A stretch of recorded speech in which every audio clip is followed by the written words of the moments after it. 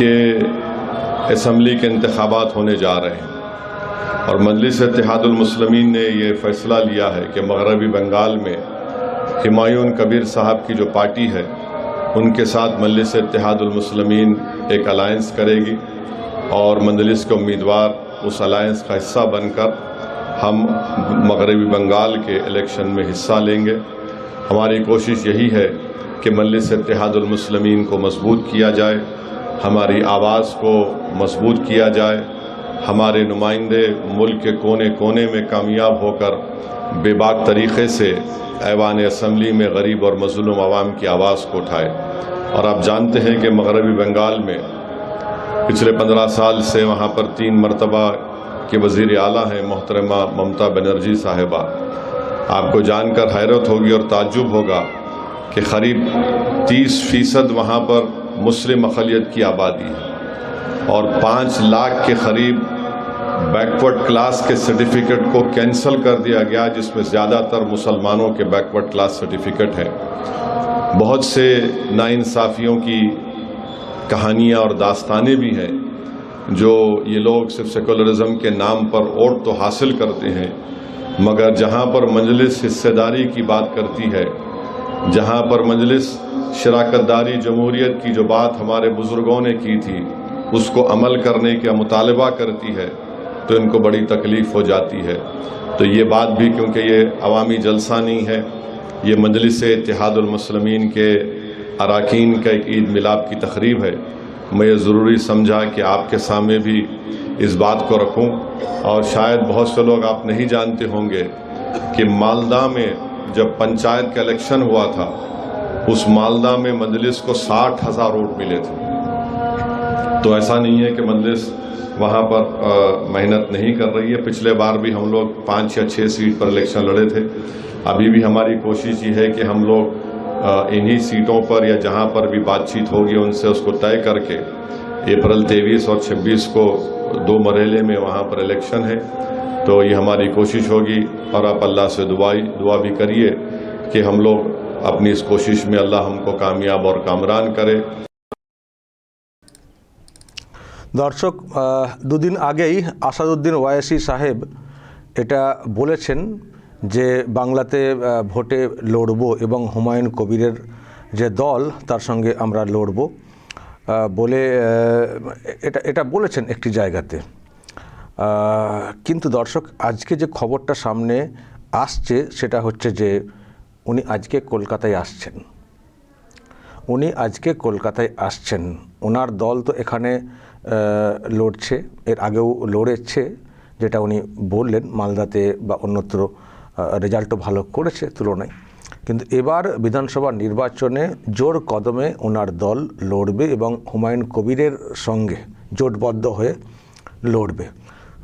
তো এটা মানে এই ঘোষণা উনি যেমন করেছেন তেমনি উনি যে তৈরি হচ্ছেন এখানে লড়ার জন্য, দল এখানে যেটা আছে সে তো তার মতো করে তৈরি হয়েইছে, কিন্তু উনিও তৈরি হচ্ছেন, উনিও এখানে থেকে লড়াইটা করবেন বা করাবেন, আসা যাওয়া করবেন। তো সেটা কিন্তু পরিষ্কার হয়ে যাচ্ছে। আজকেই উনি কলকাতায় আসছেন, রাতে কলকাতায় ঢুকবেন, কালকেই চলে যাবেন। এবার কিন্তু খুব বেশি প্রোগ্রাম নেই, কিন্তু বেশি প্রোগ্রাম না থাকলেও কলকাতাতে আসার যে একটা ভাবনা এবং এই যে শুরু করা, যেহেতু সামনে ভোট, এটা অবশ্যই এখানকার শাসকের কপালে কিন্তু চিন্তার ভাঁজ ফেলার মতো। কারণ শুনেছেন ওনাদের অন্যান্য পলিটিক্যাল পার্টির বিরুদ্ধেও অবস্থান আছে, কিন্তু এখানকার শাসক যেটা তৃণমূল কংগ্রেস, তাদের বিষয়েও কিন্তু উনি অলরেডি একটা ইঙ্গিত দিয়ে রাখলেন। এবার দেখবেন এখানে এসেও কীভাবে বলাটা শুরু করেন। কারণ এটা ঠিক, এখানে মানে এত শতাংশ মুসলিম, কিন্তু যাদের ভোটে এই দলটা ক্ষমতায় ফিরে ফিরে আসছে তাদের জন্য কি করেছে দলটা? শুধু ভাঁওতাবাজি, এটা করে দিচ্ছি, সেটা করে দিচ্ছি, সংরক্ষণ করে দিচ্ছি, সেই করে দিচ্ছি, আলটিমেটলি বিগ জিরো, কিছুই করে না। মুখে সেকুলারিজম বলার চেষ্টা করে কিন্তু ভিতর থেকে ছুরি মারে। তো এটা বাংলার মানুষও মানে মুসলমান যারা আছেন তারা অনেকে বুঝে গেছেন, ওনারা দূর থেকেও সেটাকে ফিল করেছেন এবং পলিটিক্যাল প্ল্যাটফর্মে সেটা প্রচারক করবেন, বলবেন। তো সেই কাজটা শুরু হচ্ছে। উনি আজকেই কলকাতায় আসছেন এমনটাই খবর পেয়েছি আমি। এই খবরটা পাওয়ার পরে নিশ্চিত হওয়ার জন্যে আমি এখানে যিনি দায়িত্বে রয়েছেন এই মিম দলের, ইমরান সোলাঙ্কি, তাকে আমি ফোন করেছিলাম। তো দর্শক, আমার সঙ্গে কি কথাটা হয়েছে, আমার সঙ্গে ফোনেতে কি কথাটা হয়েছে দর্শক, আমি একটু আপনাদেরকে শোনাই, তারপর ব্যাখ্যাতে আসছি। আমার সঙ্গে এই মুহূর্তে রয়েছেন ইমরান সোলাঙ্কি, মিম নেতা। ইমরান সাহেব, যে খবরটা পাচ্ছি যে আসাদুদ্দিন ওয়াইসি সাহেব আসছেন কলকাতায়, কখন আসছেন এবং কি কর্মসূচি আছে? আচ্ছা সাহেব আজকে আসবে কলকাতা, আবার কালকে আমাদের সকালবেলা হুমায়ুন কবির সঙ্গে জোটের জন্য আমাদের প্রেস কনফারেন্স হবে। হুমায়ুন কবির সব আমাদের সঙ্গে থাকবে। কালকে হোটেলে 9:30টার সময় প্রেস কনফারেন্স করতে আসছেন উনি। শুধু কি মানে ওই বৈঠকের পরে প্রেস মিট করে চলে যাবেন, নাকি কলকাতায় কোনো প্রোগ্রাম আছে বা জেলাতে কোনো না, প্রোগ্রাম? প্রোগ্রাম তো কিছু এখন নেই, উনি প্রেস কনফারেন্স করার জন্য আসছেন। মানে জোট নিয়ে বৈঠক, তার একটা কিছু ঘোষণা হয়তো কাল করবেন, তাই তো? হ্যাঁ হ্যাঁ হ্যাঁ করে উনি আবার ব্যাক করবেন। হ্যাঁ হ্যাঁ হ্যাঁ উনি কি এবারের ভোটে কি প্রচারেও থাকবেন, কি কথা হয়েছে? 100% থাকবে ইনশাল্লাহ। মানে ফিল্ডে যাবেন, সভা করবেন বাংলাতে? 100% করবেন। ওনার দল লড়তে গেলে উনি সভা করবেন না? ওনার দল তো লড়বে না। আমরা ওকে। মিম পার্টি লড়বে, তো সভা তো করবেন, নিজের দলের জন্য প্রচার তো করতে আসবে। আপনারা কটা আসনে লড়বেন ঠিক করেছেন? কালকে আসুন, কালকে এসে সব জানা সবকিছু বলবে। ওকে, অসংখ্য ধন্যবাদ ফোন লাইনে থাকার জন্য। দর্শক, শুনলেন ইমরান সোলাঙ্কি, মিম নেতা, রাজ্যের দায়িত্বে যিনি আছেন, তিনি এই সব বললেন, মানে নিশ্চিত করলেন যে হ্যাঁ উনি আসছেন আজকেই কলকাতায়। দর্শক, আমি যে খবরটা আরও অন্য সূত্রে পেলাম যে উনি আসছেন আজকের রাতেই হুমায়ুন কবিরের সঙ্গে সাক্ষাৎ হতে পারে। হুমায়ুন কবিরও এই মুহূর্তে অন্য একটি রাজ্যে আছেন, উনি ফিরছেন এবং আসাদুদ্দিন ওয়াইসি ইনিও আসছেন, এসে কলকাতায় একটি হোটেলে ওনারা উঠছেন, থাকবেন, বৈঠক হবে, আর কালকে একটা প্রেসমিট করবেন আসাদুদ্দিন ওয়াইসি সাহেব। এমনিতেই ফোনাফোনি হয়েছে, কথা হয়েছে, এবার সামনাসামনি বসে একটা ঠিক করা, এই যে জোট, আসন সমঝোতা কী হবে ইত্যাদি, কিভাবে প্রচার হবে, এসব ঠিক হবে। এবং যেটা খবর, ওনাকে এই বাংলাতে প্রচারে কাজে লাগানো হবে।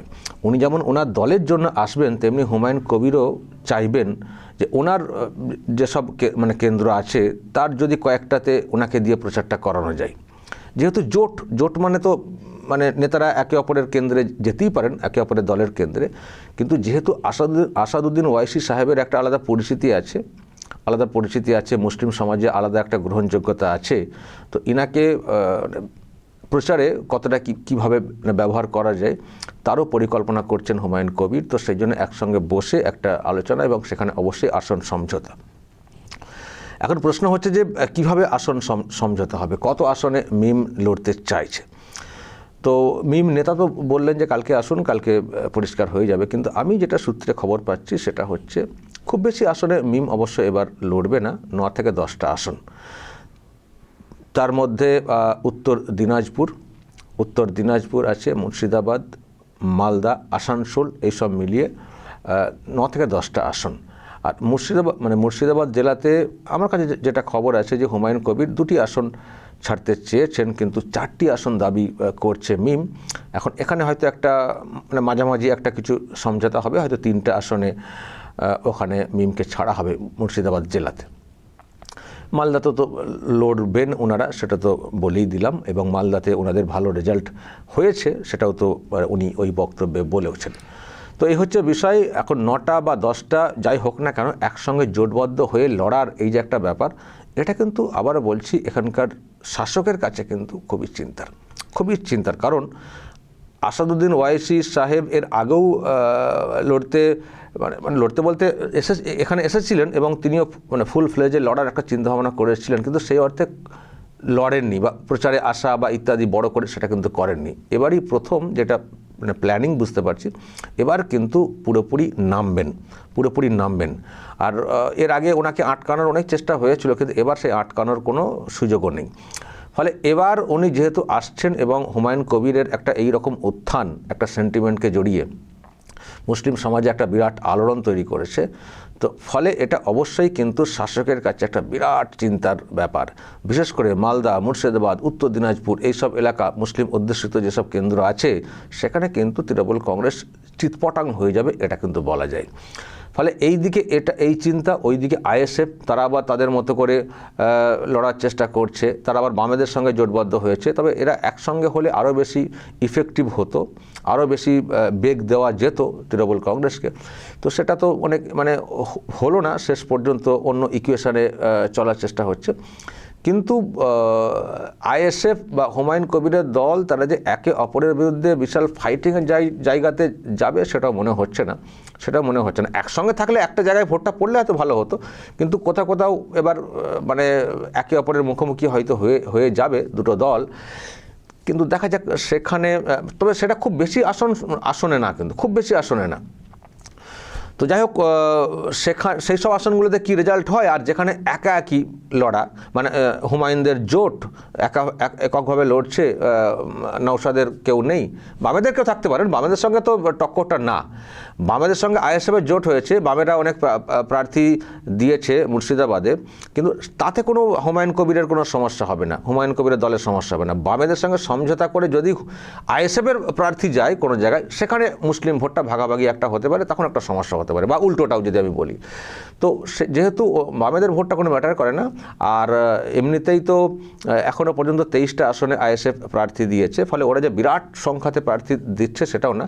ফলে এই আসনে একই আসনে মুখোমুখি হওয়ার এই সুযোগটা খুব বেশি না। তবুও বলবো এগুলোও না হলে হয়তো আরও বেটার হতো, তৃণমূল কংগ্রেসকে আরও বেশি বেগটা দেওয়া যেতে পারতো। কিন্তু ওই পলিটিক্যাল ইকুয়েশন অনেক সময় অনেক কিছু ঘুরিয়ে দেয়, গুলিয়ে দেয়, কিছু করার থাকে না। তবে যাই হোক, আইএসএফের মতো করে ভাবনা চিন্তা করে এগোতে চাইছে। এদিকে হুমায়ুন কবির আসাদুদ্দিন ওয়াইসি সাহেবকে নিয়ে এগোতে চাইছেন। এখন দেখা যাক এই যে অংশটা মুসলিম ভোট, যেটা ভোট ব্যাংক হিসেবে তৃণমূল কংগ্রেস ব্যবহার করে এসছে, সেই ভোট ব্যাংক এবার কতটা ব্যাংক হিসেবে থাকে আর কতটা ধস নেমে যায়, সেটা কিন্তু দেখার ব্যাপার আছে তৃণমূল কংগ্রেসের ক্ষেত্রে। তবে এই যে ভোটগুলো যেগুলো আসছে, এগুলোতে আবার বিজেপির কোনো চিন্তা নেই, কারণ বিজেপির ভোট কিন্তু হুমায়ুন কবিরের দলে বা আইএসএফের দলে কিন্তু আসবে না। এই ধরনের দলগুলো লড়ার ক্ষেত্রে চিন্তা হচ্ছে একমাত্র তৃণমূল কংগ্রেসের, কারণ তাদের ভোট ব্যাংকটাই ভাঙবে। কারণ মুসলমানরাও অনেকে বুঝতে শিখেছেন, আর এইসব দলগুলোও এই মুসলিমদেরকে ঐক্যবদ্ধ করে একটা নিজস্ব শক্তি তৈরি করার চেষ্টা করছে। তো যদি তৃণমূলের ওই ভোট ব্যাংকটা এদিকে চলে আসে, তো তৃণমূল তাহলে কোন শক্তিতে দাঁড়িয়ে থাকবে? সেজন্যই বলছি, যা পরিস্থিতি দেখতে পাচ্ছি, যা ইকুয়েশন দেখতে পাচ্ছি, এবারের নির্বাচনে তৃণমূল কংগ্রেস চিৎপটাং হবেই। দর্শক বলবেন আসাদুদ্দিন ওয়াইসি সাহেব যে আশা এবং তার এই যে যোগদান, তাতে রাজ্যের এই যে পলিটিক্যাল ইকুয়েশন, সেখানে কতটা প্রভাব ফেলবে, কি হতে পারে, অবশ্যই দর্শক বলবেন, যা বলার বলবেন এবং নজর রাখবেন আরামবাগ টিভিতে।